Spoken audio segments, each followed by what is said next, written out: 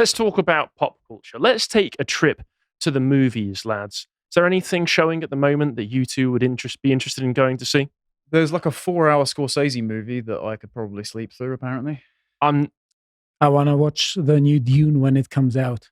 Fair. Both fair answers. I've got to say, I'm not really interested in what Scorsese puts out these days. As far as I could tell from the trailers, that looked like another version of some kind of white man bad narrative, because it's all about American Indians and all that, isn't it? I'm just kind of upset that Zack Snyder's new movie has a non-binary protagonist. Why are you surprised? Because he used to be really good. He used to, but he was always like this. And he endorsed Biden. He was always like this, Connor. Sincerely, though, there's absolutely nothing on that I'm interested in. The last film I saw was like Guardians 3, and that was fun. Unironically, if I'm going to go to the cinema to see anything at all, it might be the Five Nights at Freddy's film. Oh, no, hang on a minute. Just Barbie. for a bit of fun. Barbie. That's not in the cinema anymore, is it? It was in the cinema, and it was the most right-wing film of the last decade. Hi folks, we've rolled out a new feature on the website, which is the ability to pay for an individual piece of content. So usually it's £5 a month every month to subscribe to all of the content on the website. But I appreciate there are going to be people who simply don't want to do that. They would be interested instead in purchasing a single piece of content for a lower amount, and they've got a particular niche that they're interested in watching. And so they don't want every single piece of content. They just want this one thing. So we've introduced this function where you can just simply purchase the one thing for £1.89, which I think is about $2.30 at the current exchange rates.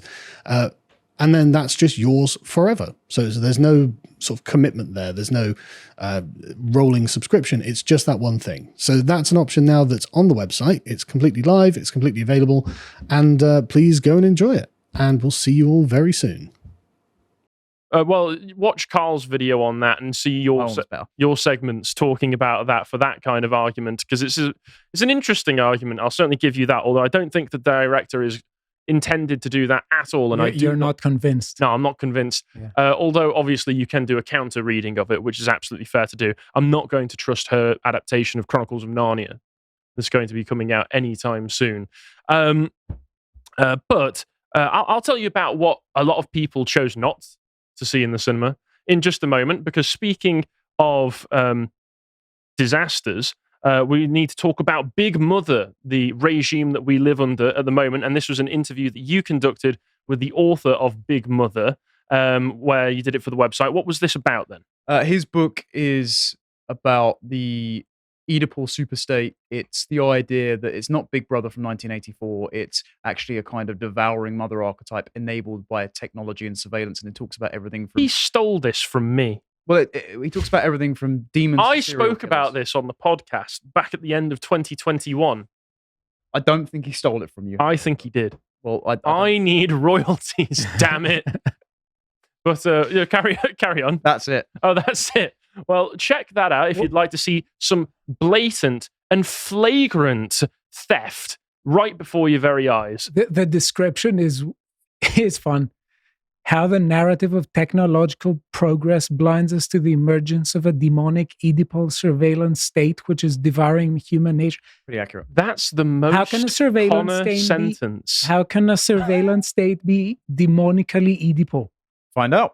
Well, ask Connor. He wrote it. That's the most Connor sentence I've ever seen written on screen. Does the state have a mother? That's amazing. Does the state have a mother we don't know about? I don't know. But if you're interested in watching that, you can sign up to the website. And at the moment, we have the 3-year anniversary sale going on, discount. If you sign up through Stripe and use code BIRTHDAY, you can get 33% off of your first 3 months. So take advantage of that whilst you can. So the film that everybody was dying to see and everybody was really lining up for, turned out nobody wanted to go see it because nobody had heard of it. I only heard about this because people started talking about what a massive failure it was the Marvels. Marvel's latest. Didn't know when it was coming out. I've got to say, I'm so glad that for a lot of people, the discourse surrounding Marvel slop has turned into every so often a film comes out, completely bombs, and then everybody moves on. And that's what I would like to do right now. I would like to bask in the glory of the fact that Marvel's era of complete and total film domination seems to be over. Sadly, they have left a lasting legacy of terrible, terrible ideas which have become very popular in mainstream films all these days, including the idea of the cinematic universe, which was an interesting idea that they developed and were very successful in for a time, but then became very, very tired. Most other attempts to ape that have been complete failures. I think one of the most damaging things that they've done is the Joss Whedonization of film scripts. The idea that you're unable to have a single serious moment for more than maybe 30 seconds in a film that isn't interrupted by some kind of quip. You need something in there to make sure that the audience knows, haha, I'm not supposed to be taking this too seriously. I'm just a silly little Billy watching a film at the cinema right now. I can't be made to feel sad or emotional or deep or anything beyond mild amusement. And you need to have the filter over your eyes, the smear of modernity over your eyes. It's telling you, go back to sleep. The part of this as well is the unqualified deluge of writers' rooms that now crank these films out. And that's proven by the fact that next year they've only got one film coming out because of the writer's strike, and that's Deadpool 3. So not only... Which will be rubbish. Yeah, and people are going to go see it because of Hugh Jackman's Wolverine. But not only is the quality diminishing, so people are less interested, not only have they reached superhero fatigue because there have been so many coming out, both on streaming services. Yeah, they've got so many television shows these days, and nobody watches them. They're not as far as I interesting. can tell. But also, they can't even get the films out because they've become so embedded in the Hollywood infrastructure that when one of the building blocks gets pulled out, then the films just stop being made. They're also tiring when it comes to screenplay. It's just the same stuff over and over and again. I'm bored of it. Yeah, something honestly. that I've noticed. I'm sad to say. I'm a 90s man when it comes to movies. I think it was the best decade, movie-wise. But then especially... That's an argument that could be made. Yeah, but especially with the superhero movies, I think the cinema has dropped down quality significantly. Absolutely, it and has. There is this incentive to create cash cows and just follow the same thing, the same recipe over and over again. They're running out of good characters, frankly. I mean, this is why they're trying to resurrect the X-Men, but they're not even recasting the X-Men. They're just bringing the old X-Men back. This is a point that I'm going to make, which is that whether or not you run out of characters, what matters is the quality of the writing and the quality of the production. And that's what made characters like Iron Man, Captain America, Thor, characters that people didn't really care all that much about. They were recognized as maybe C-listers. No, they were at least B. They were definitely B. No, they were C-listers. No, in the 60s, people were walking around with them dressed up on college campuses. That was 40 years before. So that by the time we got to the mid-2000s, they were mainly known for some of the cartoons that came out in the mid-90s. Most people weren't as up on them as they were franchises like the X-Men, like Spider-Man. But these films came out and turned Iron Man and Robert Downey Jr. into the top Marvel superhero behind Spider-Man. That's what they did. They made these heroes fan favorites, and now because of the diminished quality of all of the screenwriters and the producers, they're completely unable to do that same trick with the people that they're introducing, especially when you consider that you are right that the characters that have been introduced in the past 10 years, including, as we'll get to, characters like Ms. Marvel. Kamala Khan. Nobody cares about them. The comic book it's based on has been cancelled and relaunched multiple times over because these characters aren't good. But all you really need is one great script and one great director to turn these into a fan favorite. They can't. They don't have that magic touch anymore, which is why they will almost certainly, like they're doing with Hugh Jackman's Wolverine, be bringing these people back into the fold, because that's what you do when you introduce time travel and you introduce multiverses into your story. What you're basically giving yourself is a skeleton key to make sure that you're basically giving yourself Dragon Balls so you can go, I'm going to summon the magic dragon to bring back this character whenever our sales are lagging. Robert Downey Jr., we've got a $50 million check with your name on it if you can come and save our series. And hopefully people don't fall for that, and hopefully this whole thing dies. But another thing, Stelios, and what you were talking about with the screenwriters, I think it's there's another part of the Joss Whedonization, which is I have been subject to, and I love my missus. She's a wonderful, wonderful woman, but she watches some absolute crap on television. And she's watched shows like Doom Patrol, Umbrella Academy, all of these things. And something that I've noticed is the Joss Whedon effect has meant it so that every single character, and I've spoken to you about this in the past, speaks in the same voice. Nobody has a distinct voice. If you were to take away the performer and have them as AI lines, you wouldn't be able to tell who's talking because they all speak in the same quippy manner. And especially in Doom Patrol, they all feel the need to insert the word, the F word, into every sentence, but almost as a syllable in between words. It's ridiculous. There is Samuel Jackson in many of these movies. Who is he playing? Agent, the guy with Fury. Nick Fury. Yeah.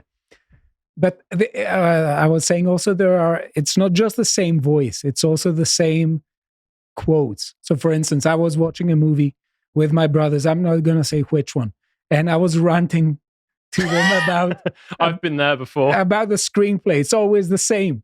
And they just put it on, and it's Salma Hayek opens her eyes and says, "It is time."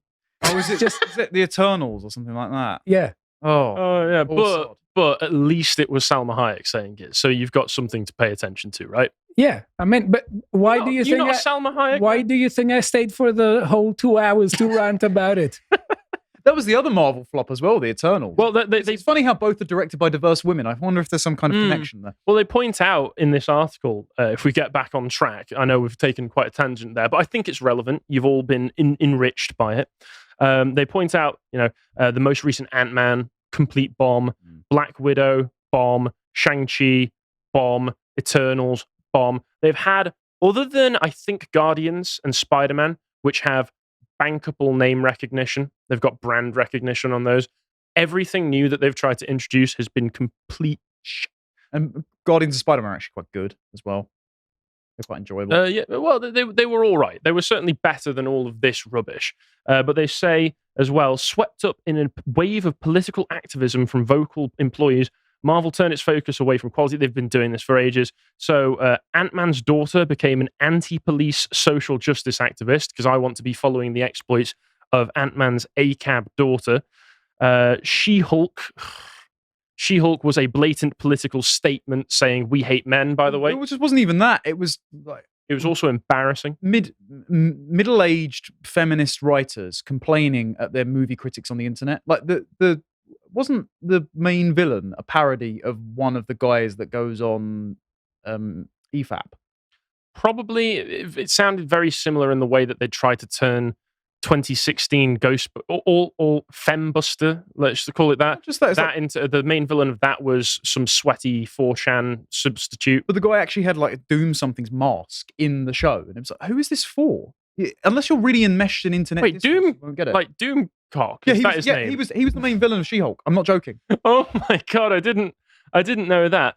But anyway, this is all snowballed, and it's meant that this film, which nobody cared about and had terrible, terrible pre-release hype going into it because of the writer's strikes and a number of other things, and also it was a sequel to Captain Marvel.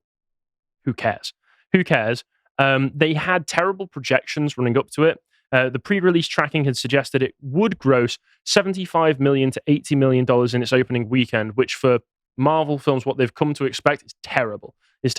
But they actually only earned about $47 million, which is a really terrible opening weekend when you consider that the budget of the film was a massively inflated $270 million. And plus marketing, so double that to, they've said maybe around $540 to $550 million was the break-even point. That is brutal. Yeah. So that's really bad. It's the lowest opening for a Marvel, for an MCU film ever. Even something, the Hulk. Even the Hulk that nobody watched and nobody remembers even exists. That's right. The one with Edward Norton is technically canon, I think. Yes, they referenced it in the first Avengers movie. Yeah, and they said that part of the reason is that they gave lots of money, almost $300 million, to an inexperienced director. Nia DaCosta was the director of the Marvels. You probably don't recognize that name because what I know her mostly for is the remake of Candyman.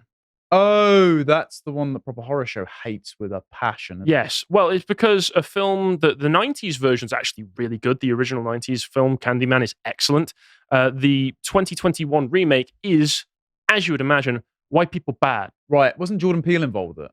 Of course he was. He was the executive producer. So I've seen one interview with this woman with IGN pop up on my Twitter feed, and she said, what video games inspired you to be a writer? And she did say The Last of Us 2. That game's 3 years old. Yep. So is she mentally. All makes sense. And people are trying to blame it on other things. People, like I've already mentioned, people are saying, well, the writer's strike.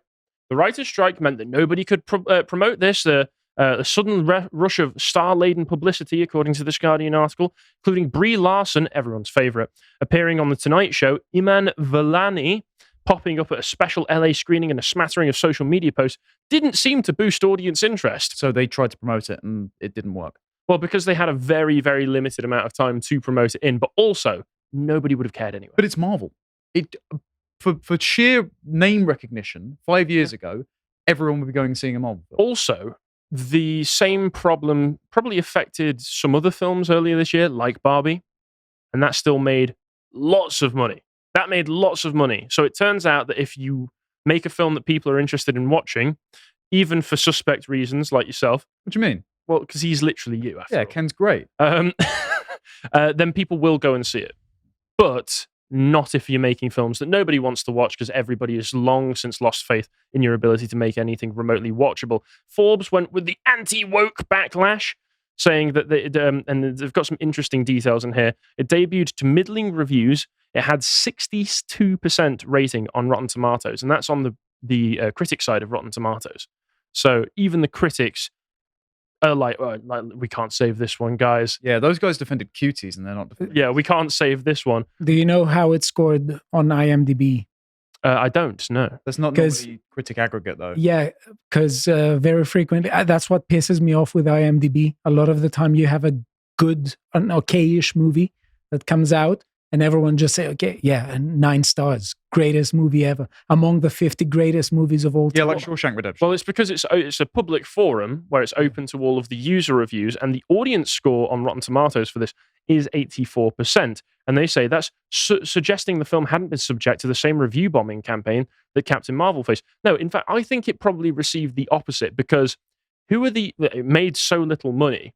What does that say about the audience? It means that the audience that went to see it are the diehards who are guaranteed to like it, and then maybe some fandom menace guys who wanted to watch it for a review on YouTube. Well, the anti-woke backlash is basically, I don't care anymore, you're not getting my money. Mm-hmm. We're not even screaming about it, we're just bored of you. And this also includes my favorite quote of all time. This is an amazing quote. So let me read this to you.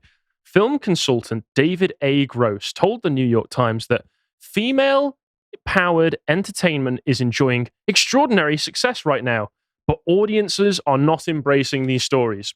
So it's failing. So that they're not facing. That's an incredible quote. That's fantastic. What they're saying is there's the divide. We in our fancy production offices really want to shove this down your throat, but people aren't eating it. People aren't taking it. Do you remember in Comics Corner Part 2 when I read out that quote from the Marvel exec back in 2014 when they did their diverse relaunch, including creating Kamala Khan, Ms. Marvel, as a self-insert for writer Summer Amonat? He said that our audience are loud and clear. They don't want diverse characters anymore. It's almost like you could have predicted that these are going to be really unprofitable about 10 years ago. Nobody could have known. Nobody could have known. It's purely because of people like us reporting after it's already bombed. We're the only reason it bombed, obviously. Retroactive causation effect. Exactly. Time is always in flux, never in balance. Who knows what forces are truly controlling us right now? Shu had an excellent point, which was that obviously it was women's duty to go and watch this film. So women, as is typical of them shirking their responsibilities, didn't go and see this film. So you've let the side down, ladies. Shu's disappointed. I'm disappointed as well. Or maybe it's that it includes lines like use black girl magic. Maybe it's that these films are really terrible now. Maybe that's why people didn't go to see it. If your superpowers sound like a sex toy brand, it's probably not the most marketable. Oh, for God's sake. But how could Marvel bounce back? If I still really want to, I quite enjoy the cinema experience. You go, you get the theater, you get the curtains, there's a big tension that builds up to it. Kicked in the back by a small child throwing popcorn. Yeah, it's exciting, right? So what could bring Marvel back? Not that I want it to be brought back, but what could bring it back? Well, as I said at the beginning, multiverse and time travel means that, hey, that guy who was the massive draw for us, could just bring him back to life. Soy faces at the ready, boys. Yep, because Tom... Think of all the Funko Pops. Because Tom Hiddleston who plays Loki, was talking about, well, death is up for grabs, and he's absolutely right because He died. yeah, he died in Endgame. No, in the one before, Infinity War, and they brought him back to life using time travel shenanigans. Yep. So they've already shown that they can do it. Why not do it with the guy who's probably the only person who's going to make them any money at this point, except maybe if they brought back Captain America? And because turns out people didn't care enough about Thor. Yeah, but if you give him to Taika Waititi and make him a walking joke, then of course that happens. Yeah, that makes sense. But also we've got Young Avengers. Young Avengers. Are you excited for this? Whatever this is? Okay, so that's Wanda's gay kids. I'm not exaggerating. Oh yeah. Oh god, they are, aren't they? Yeah, one of them is actually, I think, is Wiccan or something. His entire character trait is he likes men. I don't know who the kid on the end is. That the young kid from Captain America and Don't ask Falcon me. I don't thing? care. And then why is White Vision? They're like their creepy uncle. They're all underage. This is very strange, but it's gonna happen, guys. And no one should care, and no one should go and watch. They apparently teased it in the post-credit sequence, and they've already confirmed that like the main 3 Young Avengers are girl boss, which doesn't surprise me because Nina DaCosta. I saw one interview that Nerdrotic included in his review of this dumpster fire, and she said that she wanted to make a 2-hour version with this film of that 30-second scene from Avengers Endgame where all the women line up because they've got like vag telepathy or something, despite never having That's everything the audiences have ever wanted. So don't go and watch this. So Marvel is officially stale. It's officially dried up. The well is dry. There's nothing to go back for unless they can, just entice Robert Downey Jr. with tens and tens of millions of dollars. So what else can we go see at the cinema, boys? What else can we go see? Well, I did see this being advertised, which I've spoken about briefly before. Very strange film, this one. So what's this? This is a film called Poor Things. This is the other kind of slop. This is art slop. This is fancy French slop. So like, actually, sorry, Stelios, I'm really sorry about this. The director of this is Greek, so I blame you. Wait, is it Lanthimos? He's the same guy who did The Lobster. Yeah. It's that guy. Let me give you a quick description of the plot of this film, which is Emma Stone played. Sorry, I love how the word lobster for you has very specific connotations. You've been programmed. Listen up, bucko. Yeah, so Emma Stone plays Bella Baxter, who's been cloistered away from the world at the behest of her guardian, Dr. Godwin Baxter, played by Willem Dafoe, whom she refers to as God. You see, Bella isn't just a young woman. The doctor has reanimated the corpse of a pregnant woman who died by suicide, and the brain inside Bella's head is that of the woman's unborn fetus. Very strange premise, but okay, let's see where they go with it. That's something could be explored in an interesting way. Accidentally pro-life. Where do you think that they are going to... What is this unborn fetus in a grown woman's body? What's the first thing that she's going to want to do when she goes out to explore the world? Don't make me say it. I already know what happens. Well, I'll tell you anyway. Because she has been locked away, she has no conception of what the world expects from her. She likes to eat, learn, and have lots of sex. And she doesn't understand why the world would look down on a woman enjoying these things. Remember, this is supposedly the brain of an unborn fetus, and it doesn't expressly say how long she's been cloistered away, so how old this unborn fetus brain technically is, but also been completely hidden away from the world, probably still mentally a child, no matter how old they say that she is technically. After all, what's better than an orgasm? Why wouldn't you want to talk to random strangers about how often they have sex? Sure, behind closed doors, people love engaging in these things, but we can't talk about it. Why? Well, polite society has deemed it so. Bella has lived a life free of shame, and she's all the happier for it. Now, obviously, on its own terms, that's a very disturbing and perverted kind of plot to put out there. But I realized something because of some reading that I've been doing recently, which is that this is a literal representation of the Freudian idea of childhood sexuality, that in the West, people are unhappy because they repress their sexual urges, which is something that's given to them by a repressive society from childhood. So he says that children are inherently sexual, and it's parents and authority figures and repressive society that gives them this repression, tells them not to act on those urges, which makes them unhappy. And if we have the permissive society, then people will be much more happy. And this is basically, you can't obviously do this in a cuties way, where you actually have young girls act this out. So they've basically tried to represent that and had Emma Stone play a child in a woman's body to make it less weird for audiences to look at. This is how you get the logic of the Kentler experiments, which says that we need to put children who are in foster care in the care of paedophiles to stop fascism, because all violence is a consequence of repression. Well, and that was as a result of Freudian psychoanalysis, which was spread through the Frankfurt School. The Frankfurt School were employed specifically by the CIA, I believe, in the denazification process of Germany, which is what led Germany to behave in such a way that led to the Kentler experiments. When I'm king, making art like this will come with a prison sentence and possibly worse. So no, strike that one off the records. We're not going to go and watch Poor Things. Well, I suppose we can. You don't have to go to the cinema. You can stay at home. Netflix does plenty. What's Netflix doing? Denzel Washington is Hannibal. Bugger off. Okay. I quite like Denzel, but he's not Hannibal. Hannibal, as we can see, has a few distinctive features that Denzel does not share.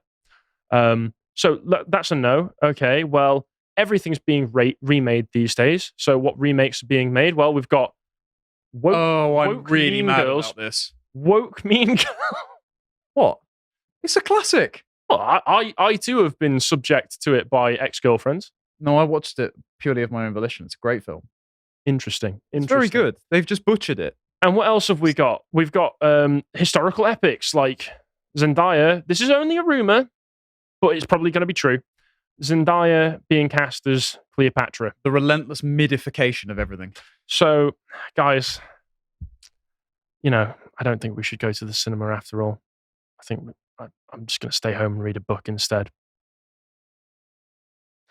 Thanks very much for watching that segment from the podcast Lotus Eaters. I hope you enjoyed it. If you did and you're interested in finding more of what we do, you can go to our website and subscribe for as little as £5 per month to get access to all of the premium videos that we do there. But we also do free videos, including this recent one, How the Manosphere Misrepresents Dating, which was an interview that Connor did with Alexander Datepsych. If you do want to sign up to the website, if you use code BIRTHDAY when signing up through Stripe, then you can get 33% off of your first 3 months. So take advantage of that while you can. If you'd like to follow Connor and see what he's doing on a daily basis, then you can follow him on Twitter at @Con_Tomlinson. Thanks very much for watching and take care.